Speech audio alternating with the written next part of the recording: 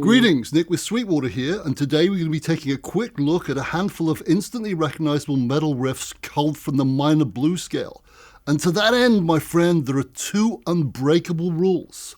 Rule number one, each of the riffs I play in this video will only use the notes of the minor blues scale.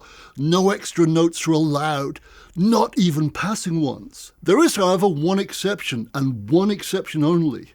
It's okay to play said notes as root fifths power chords, even though a couple of notes in the resulting dyads reside outside of the scale. And the second rule, rule number two, is this. Each riff has, I repeat, has to include the flat 5 note of the scale. No exceptions whatsoever. And, as you're about to hear, this note invariably plays a pivotal role in adding a demonic edge that's definitely a key ingredient in many of metal's more sinister sounding riffs. Those two simple rules stated, let's have at it.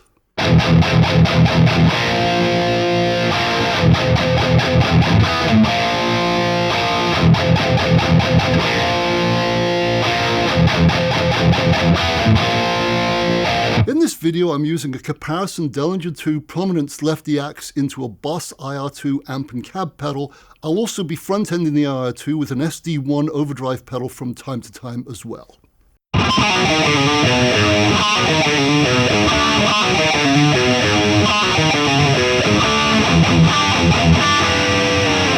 For most rock and metal guitarists, the minor blues scale is probably the second scale we learn. The first one, of course, being the minor pentatonic. Here is said 5-note pentatonic scale played in E minor.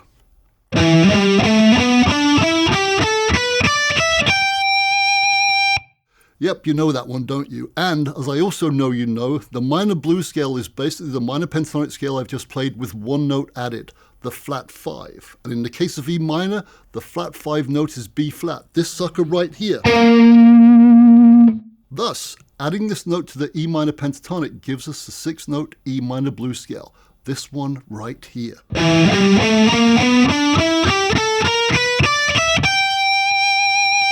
Incidentally, if you don't know either of these two scales, namely the minor pentatonic and the minor blues scales, please don't fret, there are links to lessons on both of them in the description below.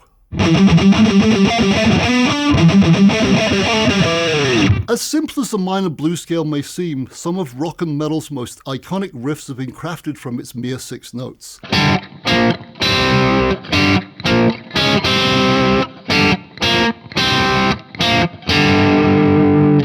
Sorry, I just couldn't resist throwing that one in. And talking of the key of G minor, check this out.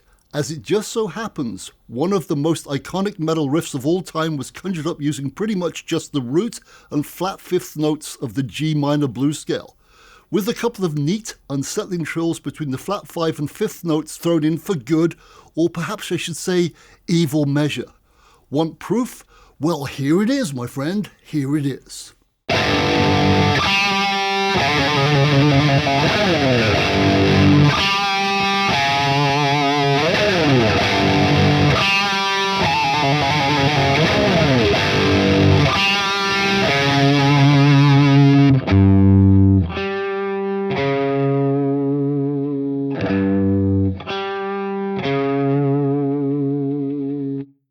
That was, of course, the sinister opening salvo to Black Sabbath by Black Sabbath, the title track of the band's self-titled album that was released in 1970. So what you just heard was Black Sabbath by Black Sabbath from the Black Sabbath album. None more Black Sabbath indeed. Awful Spinal Tap puns aside, Tony Iommi was a master of using the unsettling sound of the root note followed by the flat 5th note in many of his timeless offerings.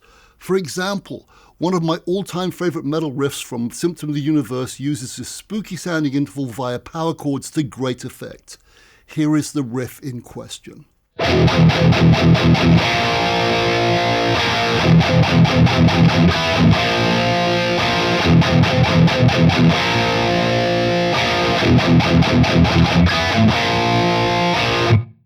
This simple yet brilliantly brutal E minor blues scale riff merely consists of E5 and B-flat 5 power chords, and that's it! Yes sir, that root to flat 5 move is definitely a dissonant, dark and foreboding one. In fact, it's such a sinister sounding interval that in medieval times it was dubbed Diabolus in Musica, which is Latin for the devil in music. It's even been rumoured that this interval was deemed so demonic that its use was banned by the church in the Middle Ages. Woohoo!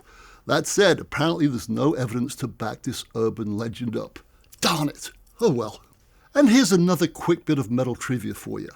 While playing the Symptom of the Universe riff using E5 and B-flat 5 power chords on a regular tuned guitar sounds 100% correct, Mr. Iommi actually recorded it on a guitar tuned down to C sharp, so his E5 power chord was actually played at the 3rd fret. Make sense? And that was back in 1975, my friend. Yes sir, Tony Iommi was definitely a metal pioneer in the truest sense of the word. Staying in England's green and allegedly pleasant land, our next example comes from one of the most underrated yet highly influential metal bands of all time, Diamond Head.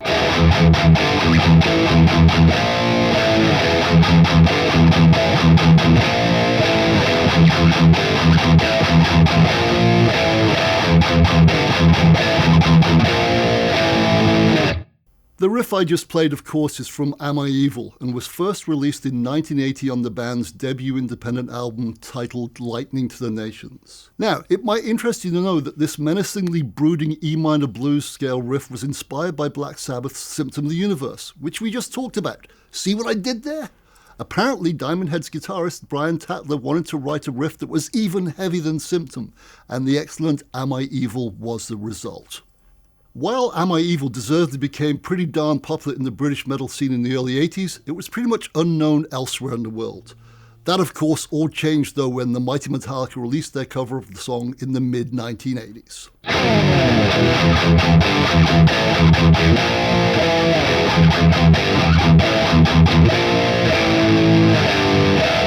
Wow, what a great riff that truly is. And once again, the unsettling sounding open E to B-flat interval plays a major role in creating this riff's ominous vibe. You'll often hear the spooky sounding interval between the root and flat 5 referred to as the tritone. This is because the two notes in question are exactly 3 tones or 3 full steps apart, which is 2 notes 6 frets apart on one string. Make sense? Like E to B flat on the low E string, for example.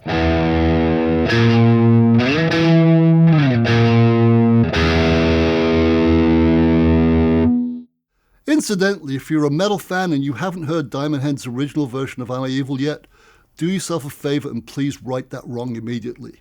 As great as Metallica's cover is, Sean Harris's vocals on the original are simply staggering. Talking of Metallica and staying with the E minor blues scale, we come to my final metal offering. Now, while Metallica have a plethora of splendid high-gain minor blues scale riffs in their catalogue, the one I've chosen is a totally clean passage with ringing notes. The ditty in question?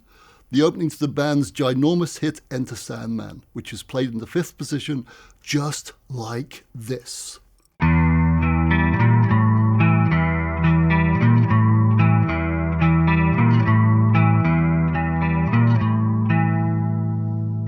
Check out the unusual use of the middle finger and pinky at the 5th fret on the D string and the 7th fret on the A string respectively, right here.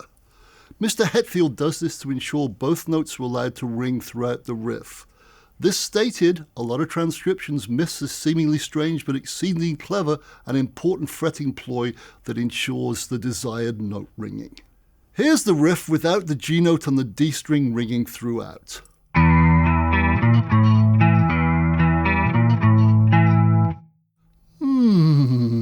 Close but definitely no carrots. Something was definitely missing. Here it is again, but this time played the James Hetfield approved way.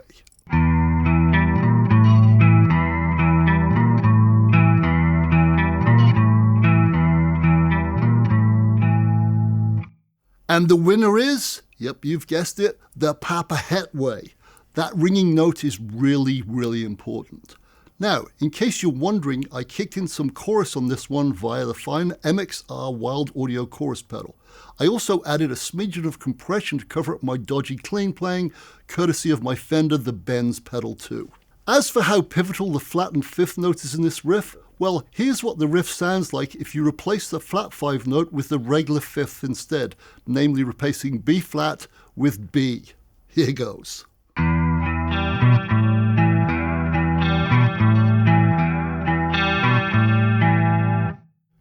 Ugh, that just sounds plain wrong, doesn't it? The riff's lost its fangs. It's lost that wonderful dissonant tension of the root, minor third and flat fifth notes rubbing against each other, namely like this. Oh, that's gorgeous. Now let's compare it to this. That's just too darn polite. It's got to be this. Anyway, enough of my babbling. Here's this magnificently moody clean riff one more time, played the right way, the James Hetfield way.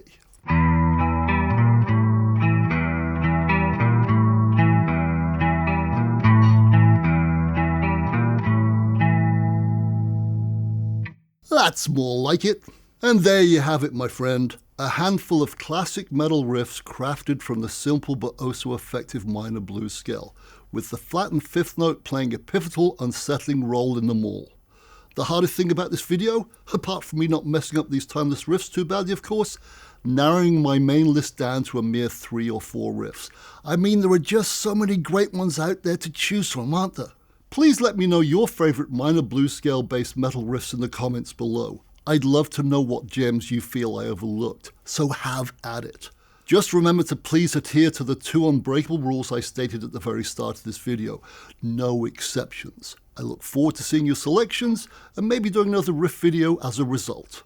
Now, in case you're interested, links to all the fine pieces of gear I've just abused can be found below. That stated, I'm going to play out with yet another great metal riff that only uses the notes of the E minor blues scale, including a couple of those allowable power chords. And in this case, they're inverted. The riff in question, the pre-verse ditty in that soothing Metallica ballad, Seek and Destroy. See ya!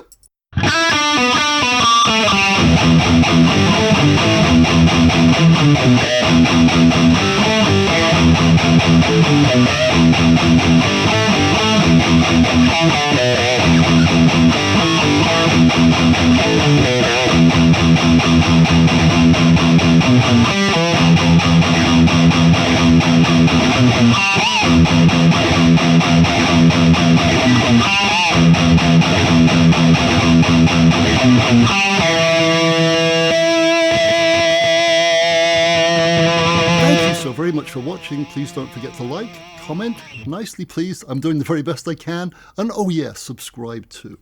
Click here for more videos like this and go to sweetwater.com for all of your music instrument and pro audio needs. Thanks again for watching. Goodbye.